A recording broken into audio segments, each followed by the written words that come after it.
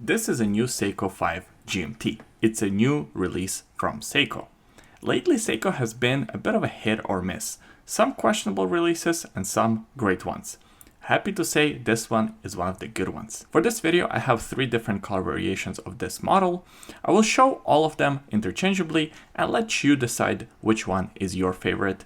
Later on in the video, I will also let you know which one is my favorite. Huge thanks to Russell Jewelers for lending me these watches for a review. They are a Canadian Seiko dealer and they have all of the new hot models of Seiko watches. Check out their website, a link will be in the description below. Let's begin this review as usual with some quick specs. The diameter is about 42.5 millimeters. It's 47 millimeters from one lug to another.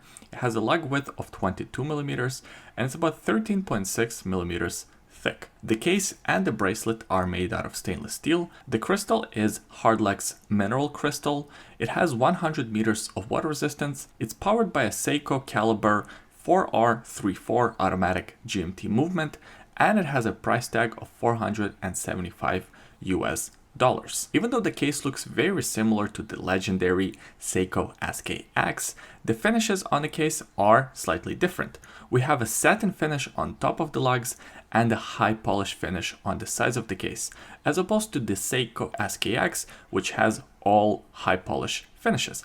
I prefer the two-tone finish, the satin and the polished finish on this model. The finishes are alright, they're about average for the watch in this $500 price category. Even though the bezel insert looks like it's made out of ceramic, it's actually made out of aluminum. Seiko has this way of shining up the aluminum and making it feel almost as if it's made out of ceramic. The way it plays with the light is also very interesting. Even though it's a two-tone bezel, in certain darker lighting conditions, the bezel almost looks monotone, which is interesting. So you really have to play with the light to see that two-tone look come through. Of course, the style of this bezel is a GMT style bezel with a 24-hour countdown. It's a bi-directional bezel action that's actually friction resistant. There are no clicks. It's a very smooth bezel action. Kind of strange and feels weird on a GMT. To be honest, I would prefer some clicking, but at least this way you can align it properly because you can leave it in any position. The crown is at the 4 o'clock position. It has an unsigned push style crown, not screw down. This model comes with 100 meters of water resistance. Normally unsigned crowns are a negative for me, but pretty much all of the new Seiko 5 models have an unsigned crown, so I guess it's a bit of a pattern that's been formed. Another slight negative for me is a crystal. It's not sapphire, it's made out of material called Hardlex, which is a mineral material. It's not as scratch resistant as sapphire, although to be fair, my Seiko SKX also has a mineral crystal. I owned that watch for many years and really beat the hell out of it, and it still looks great. Pretty much no scratches on the crystals. So these crystals are pretty scratch resistant. They're just not as scratch resistant as sapphire crystals are. I can see a divisive point on this crystal already. Besides the material used, we also have a magnifying cyclops, so to speak, at the 3 o'clock position. I don't think it needs it, and in fact, I can already see a lot of people modding these watches by removing one of these cyclops. It just kind of looks out of place. I mean, if you like it, that's great, but for me, I would get rid of it. What Seiko does know is how to make an attractive dial. The design is well balanced with applied loomed indexes. Here's a loom shot for your reference. Seiko loom almost never disappoints. I like all 3 different dial variations. I think each one is special in their own way.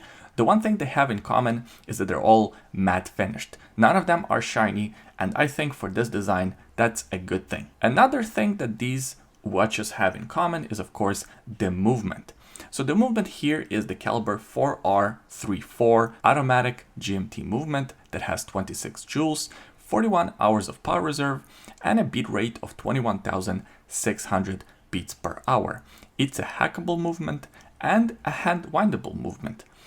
Also, you can see the movement through a display case back, which I think is a great thing, especially if this is going to be one of your first watches. It's always nice to see that movement, especially when you start off collecting. I remember getting my first watch with the display case back, and I couldn't stop looking at that mechanism. To interact with this movement, you of course use the crown. It has several positions. 0 position winds the movement. The crown in the first position sets GMT hand by rotating it upwards. If you rotate the crown downward in the first position, then you set the date. And finally, if you set the crown to the second position, you can set your local time. These Seiko 5 GMTs come on a Jubilee bracelet. The Jubilee bracelets are alright. They are an improvement over old Jubilee bracelets on watches like the Seiko SKX. The main point of difference is that these new bracelets have solid end links and solid links. However, everything else is pretty much the same. The links are attached using pin system. The clasp is your classic pressed metal, cheap Seiko clasp with 4 micro adjustments. Could definitely be improved, and I've seen so many better clasps in this price point. On the wrist, this watch looks and feels very familiar. If you wore a Seiko SKX in your life, this watch wears exactly the same. I think it looks great on my 7.5 inches wrist. Even though on paper the diameter is 42.5 millimeters, it might seem like a lot.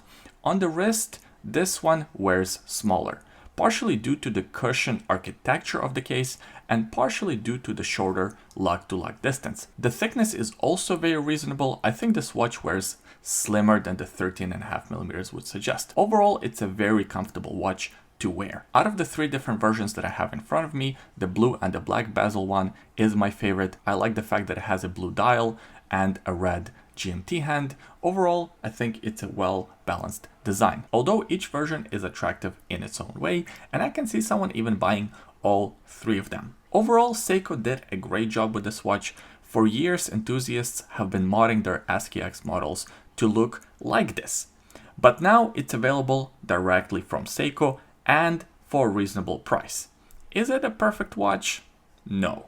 There are so many negatives that I can list: no sapphire crystal, weird cyclops, cheap clasp, unsigned crown, no clicking on a bezel, just to name a few. But even though it's not a perfect watch, it's a damn good one. I think this model will be very popular with the watch enthusiasts for years to come, and that's for a good reason. Buying a cool and original automatic GMT under $500, that's pretty awesome and hard to complain about. Also, I can't complain about the fact that you watched this video until the end. Please give it a thumbs up if you enjoyed it, subscribe to the YouTube channel, we release new videos every week, and leave a comment in the comment section below. Let me know what was your favorite version out of the 3.